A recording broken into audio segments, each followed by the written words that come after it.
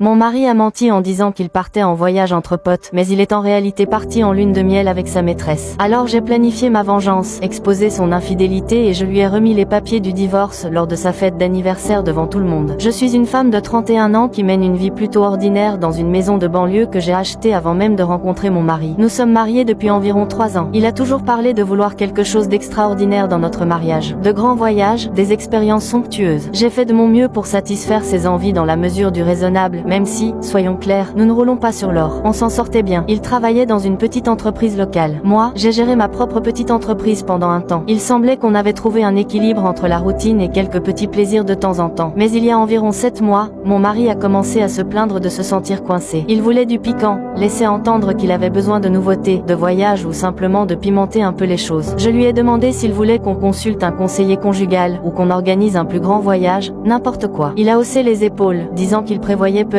un voyage entre potes avec ses anciens amis de la fac. Je l'ai encouragé, pensant qu'un petit séjour entre amis pourrait lui faire du bien. Il était ravi. Il s'est mis à tout planifier avec enthousiasme. C'est comme ça qu'est né le fameux voyage entre mecs. Il en a partagé quelques détails vagues, une destination balnéaire, un complexe hôtelier de luxe, une bande d'amis venus de différents états. Ses yeux brillaient quand il regardait des vols sur son téléphone. Je le taquinais, ne dépense pas toutes nos économies en cocktail sur la plage. Il riait, disant qu'il resterait raisonnable. Le seul point de friction, c'est qu'il insistait pour prendre sa voiture de rêve pour aller rencontrer quelqu'un afin de régler les derniers détails du voyage. Cette voiture, d'ailleurs, était à mon nom. Je l'avais achetée pour moi, mais il la considérait comme son bijou. Je l'ai laissé faire, car je n'utilisais que rarement ce véhicule. Il l'adorait, l'appelait son bébé, la lavait soigneusement. Ça ne m'a jamais dérangé. Après tout, c'était mon mari. Finalement, le jour de son départ est arrivé. Il est parti tôt le matin, vêtu d'un short d'été, tirant sa valise. Il m'a embrassé en disant « Je t'aime ». Il a ajouté qu'il m'écrirait souvent. J'ai ressenti un petit vide, mais aussi un soulagement. Il allait s'amuser un peu. Quelques heures plus tard, je lui ai envoyé un petit message. Il m'a répondu poliment mais brièvement, disant qu'il était très occupé avec ses potes, m'envoyant une photo générique de plage. Quelque chose dans cette image sonnait faux, comme une photo tirée d'une banque d'images. J'ai haussé les épaules, lui faisant confiance. Quelques nuits plus tard,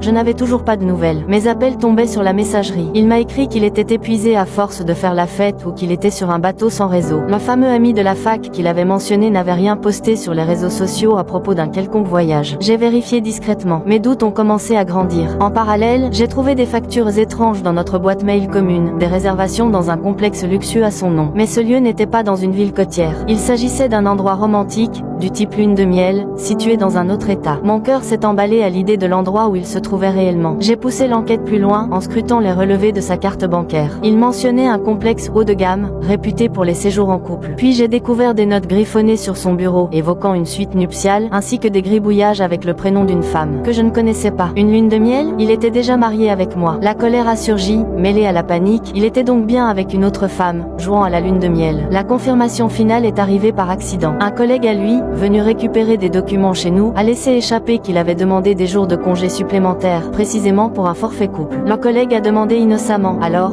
vous êtes partis ensemble, tous les deux? Mon sang s'est glacé. Il a compris à mon expression que je n'étais au courant de rien. Nous nous sommes quittés dans un malaise. Moi, bouillonnante de rage, j'ai décidé qu'il me fallait une preuve irréfutable. Je suis tombée sur les relevés téléphoniques de notre compte partagé et j'ai remarqué qu'un nouveau numéro apparaissait fréquemment, surtout tard le soir. Puis, j'ai trouvé un ensemble de photos cachées qu'il avait oublié de supprimer des sauvegardes cloud. Mon cœur s'est mis à battre à toute vitesse en les ouvrant. Il était dans une suite luxueuse avec une femme, en pose décontractée mais intime, un seau de champagne à proximité. Ils avaient l'air complices sur le balcon d'un complexe hôtelier, affichant de larges sourires. Les oraux d'attache correspondaient au jour de son départ pour le soi-disant voyage entre mecs. Mon choc s'est mêlé à de la fureur. Ce n'était pas un voyage innocent. Il était clairement parti en lune de miel avec sa maîtresse pendant que moi, je restais à la maison, dans l'ignorance la plus totale. J'étais sous le choc, sonné. J'ai envisagé mes options. Une partie de moi voulait attendre tranquillement son retour, le confronter et voir sa réaction. Une autre partie, la plus en colère, rêvait d'exposer sa duplicité publiquement. La trahison me brûlait comme une plaie fraîche. J'avais été si présente, si compréhensive, allant jusqu'à le laisser conduire ma voiture de rêve. Et pendant ce temps, il se pavanait dans des suites nuptiales avec sa maîtresse, pensant sans doute que je resterais dans le flou. Il est rentré quelques jours plus tard que prévu, prétendant que son vol avait été retardé. Mais à ce moment-là, j'en savais déjà énormément. Il est entré tout bronzé, arborant une nouvelle montre hors de prix, sûrement un souvenir. Je l'ai accueilli d'un ton neutre, tandis que mon mon esprit bouillonnait de 1000 scénarios pour gérer tout ça. Il m'a récité une histoire manifestement répétée à l'avance. Les gars et moi, on s'est éclatés, mais on est crevés. J'ai joué le jeu, hochant la tête. Il me regardait avec curiosité, probablement troublé par ma distance pendant le dîner. J'ai laissé échapper quelques remarques subtiles sur le fait que c'était bizarre qu'aucun de ses amis de la fac n'ait rien posté à propos du voyage. Il a bafouillé une excuse, disant qu'il voulait de la discrétion. Puis je lui ai parlé du complexe romantique pour les couples. Ses yeux se sont écarquillés. Qu'est-ce que tu veux dire? J'ai répondu calmement. Je sais que tu n'étais pas à la plage comme tu l'as dit. J'ai trouvé les reçus pour la suite nuptiale. Son visage s'est vidé de tout son sang. Il a bredouillé des dénégations, mais j'ai insisté. Arrête de mentir. J'ai vu les photos de toi et de cette femme. Tu as bien profité d'une lune de miel, qui n'était pas la nôtre. Il a tenté de protester, mais j'ai dégainé mon téléphone, lui montrant les photos où il posait en souriant avec elle. Il est resté figé, les larmes aux yeux, avant de lâcher. C'était une erreur. J'avais juste besoin de m'évader. Je n'ai jamais voulu te blesser. Le discours classique du trompeur. Je lui ai demandé, c'est qui? Il a répondu que c'était juste une amie. Puis, il a prétendu que c'était purement physique. Une aventure impulsive. Il a juré qu'il m'aimait toujours. Écœuré, je lui ai dit de rassembler ses affaires essentielles et de quitter ma maison. Il a crié, attends, c'est chez moi aussi. Mais techniquement, j'avais acheté cette maison avant notre mariage et elle est toujours à mon nom. Il m'a menacé en disant que je n'avais pas le droit de le mettre à la porte, qu'on devait discuter calmement. J'ai répliqué que nous discuterions. Par avocats interposés. Les larmes de rage coulaient sur ses joues. Il a exigé de garder la voiture de rêve. J'ai éclaté de rire. Cette voiture est à mon nom et l'assurance aussi. Il n'a aucun droit dessus si je dis non. Il a hurlé, m'accusant d'être mesquine. Je lui ai dit de dégager. Il est parti en fulminant, en m'insultant. J'ai fermé la porte à clé derrière lui. Le lendemain, je n'ai pas perdu une seconde. J'ai appelé un avocat spécialisé en divorce, lui décrivant la liaison, l'escroquerie de la lune de miel et mon intérêt à limiter les dégâts financiers. L'avocat était consterné, mais m'a assuré que nous avions un dossier solide. Nous avons prévu de déposer la demande de divorce pour adultère, même si nous sommes dans un état où le divorce est sans faute. L'infidélité prouvée pourrait cependant influencer les négociations. L'avocat m'a conseillé de réunir toutes les preuves possibles,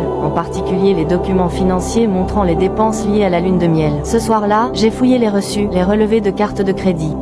Vous pouvez, maintenant, voir si la deuxième partie est disponible, et n'oubliez pas de vous abonner à la chaîne, de commenter et partager.